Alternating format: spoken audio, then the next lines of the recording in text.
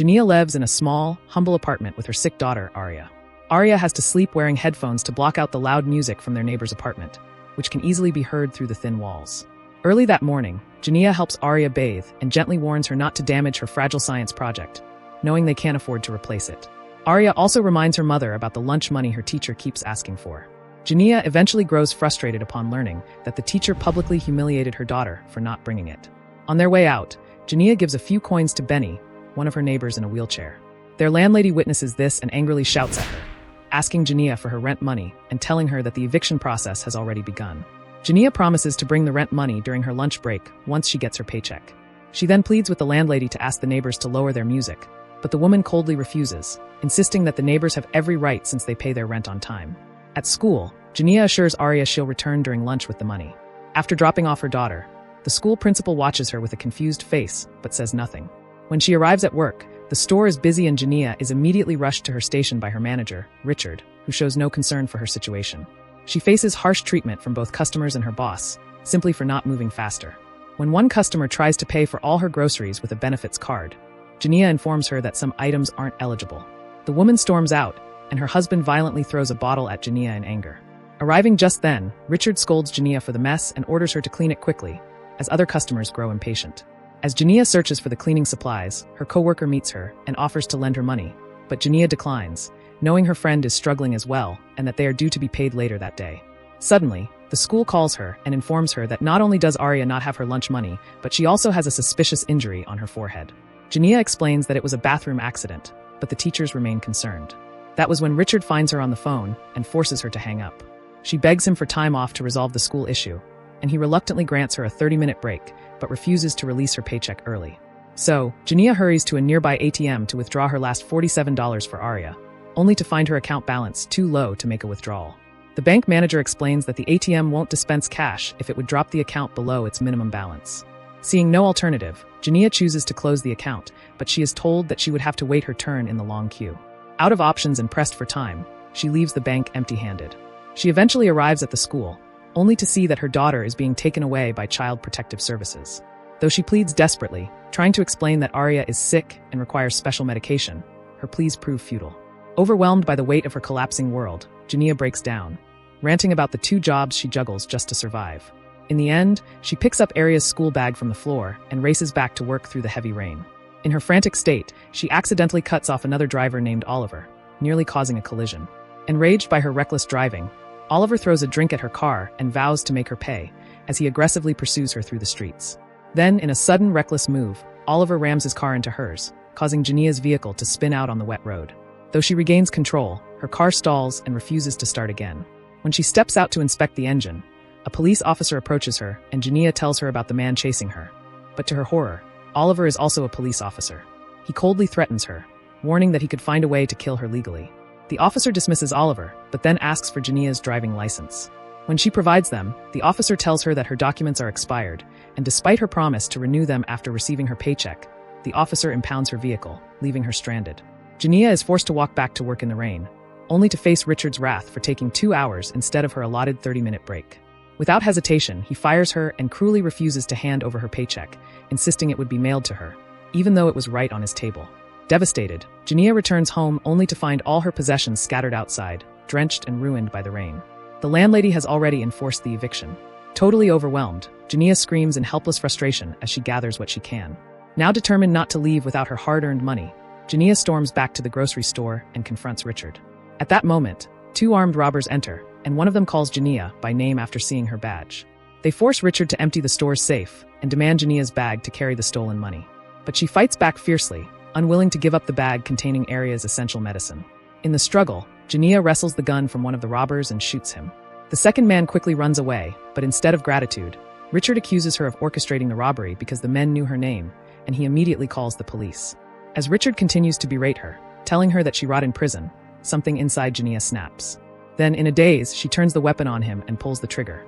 She then grabs her paycheck and rushes to the bank. Though the security guard informs her the bank is closed, Nicole, who is the manager, takes pity and allows her inside. But when the teller demands for her identification, Janiyah realizes her documents were taken with the impounded car. She tries to explain the situation, but the teller dismisses her pleas, and in her final moment of pure frustration, Janiyah reveals she is still holding the gun. As the bank teller discreetly presses the emergency alarm, Nicole immediately contacts the authorities, telling them that Janiyah is armed with a bomb after confusing Aria's science project for an explosive device.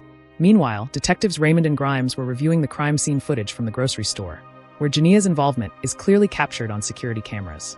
During their investigation, Janiyah's co-worker passionately defends her, insisting she would never commit such acts, though her emotional reaction raises Grimes' suspicions that she may be hiding something. However, Raymond senses that there is more to this, and she tells Grimes that they'll have to dig further. Their next lead takes them to Janiyah's apartment, where her belongings are scattered on the street. While searching through her things, they discover Aria's medication, and Benny, the man in a wheelchair, speaks warmly about Janiyah, telling the officers about Aria's illness. Despite their efforts, the landlady refuses to let them search the apartment. Just then, the detectives are alerted about the situation unfolding at the bank. In the meantime, inside the bank, the tellers, who think that they are being robbed, begin handing over all the cash to Janiyah. Confused by their action, Janiyah insists she only wants her paycheck cashed. So Nicole quickly hands her phone to the security guard to get further instructions and tries to encourage the other customers to quietly leave, but they choose to remain, as they are not aware how dangerous the situation is. At that moment, Janiyah's mental state continues to deteriorate as she rants in frustration and frightening everyone in the bank. Nicole eventually manages to explain to the teller that Janiyah only wants the money from her paycheck, but despite this, Janiyah remains emotionally unstable and the customers and staff fear the worst. Meanwhile outside, the police have fully surrounded the bank.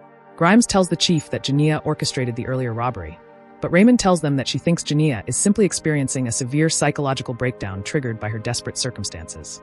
Back inside the bank, a nervous customer finally notices Janiyah's gun and impulsively tries to disarm her. In the scuffle, the gun accidentally discharges into the air, and this sends both the customer and the security guard running outside in panic. The customer later explains to the officers that the gun went off by accident and criticizes the guard for not doing anything to help. Meanwhile, the terrified tellers hide behind the counters as Janiyah continues to shout, still desperately demanding her daughter's lunch money. Then her attention is drawn to a live news broadcast reporting the incident, labeling her a murderer and a bank robber. Stunned by this, Janiyah freezes in disbelief. When the police call the bank, she quickly hangs up after realizing it is the police. So the police decided to bring in a negotiator with specialized equipment, but Raymond persuades the chief to let her lead the conversation, believing Janiyah would respond better to another woman. Eventually, Janiyah agrees to speak with Raymond as she asks about the gunshot. Janiyah frantically tries to explain that it was accidental, but her panic only intensifies. Raymond, who is now convinced of her innocence, speaks to her calmly, framing the entire situation as a misunderstanding.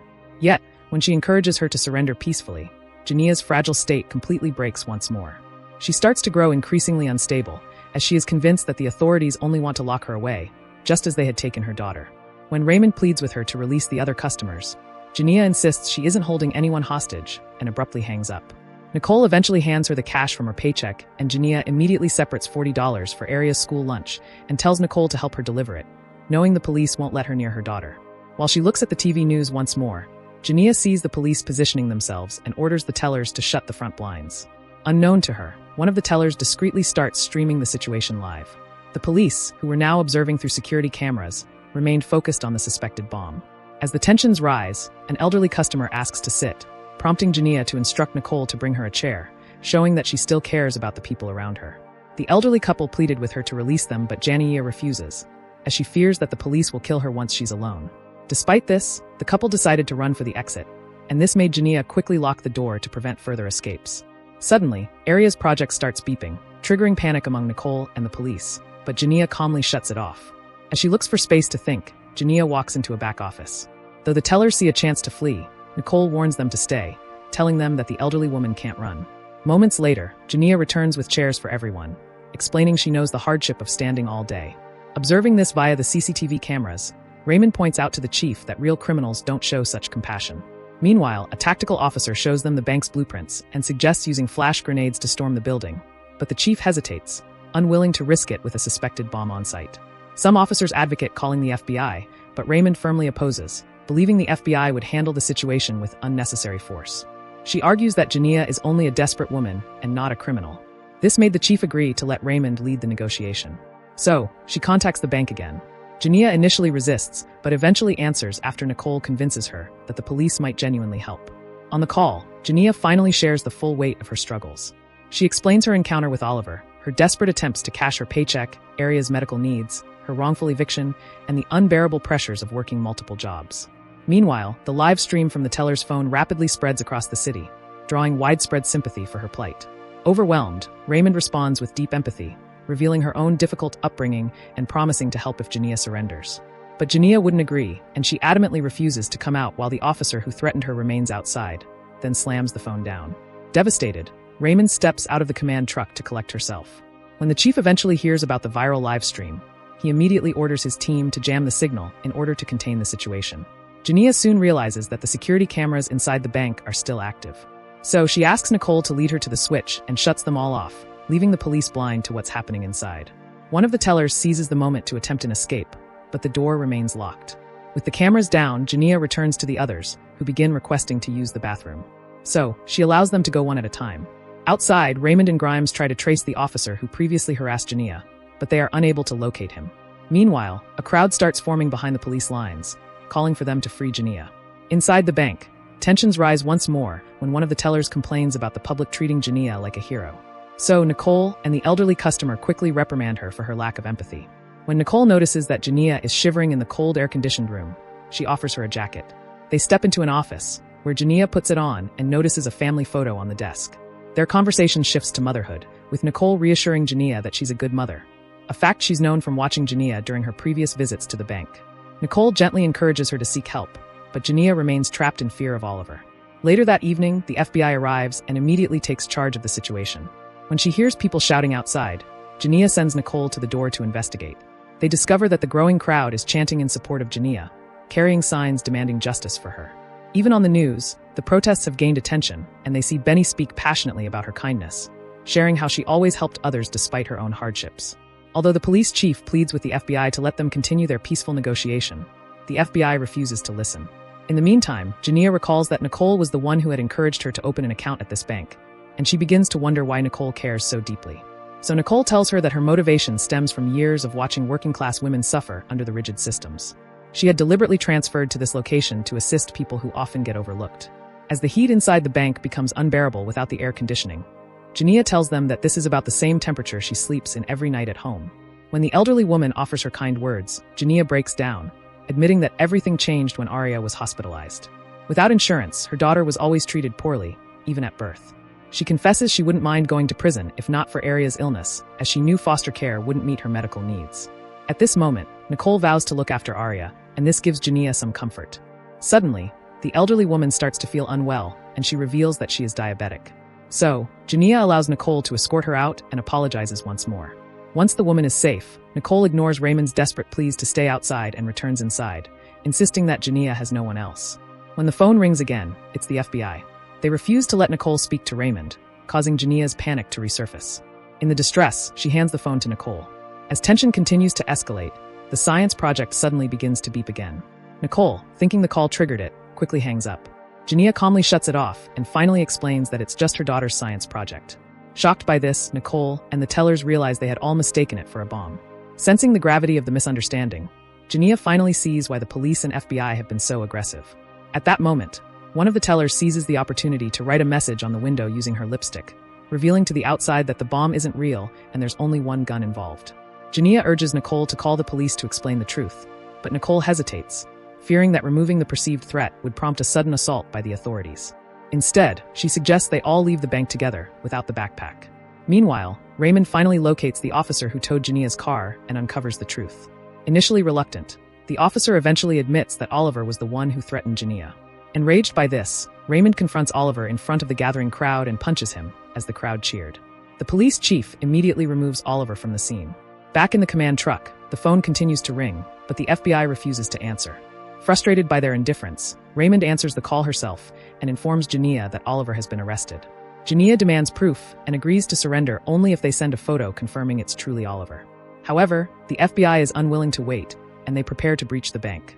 But Raymond acts swiftly as she rushes to the door and personally delivers the picture to Janiyah, who is finally convinced to release everyone.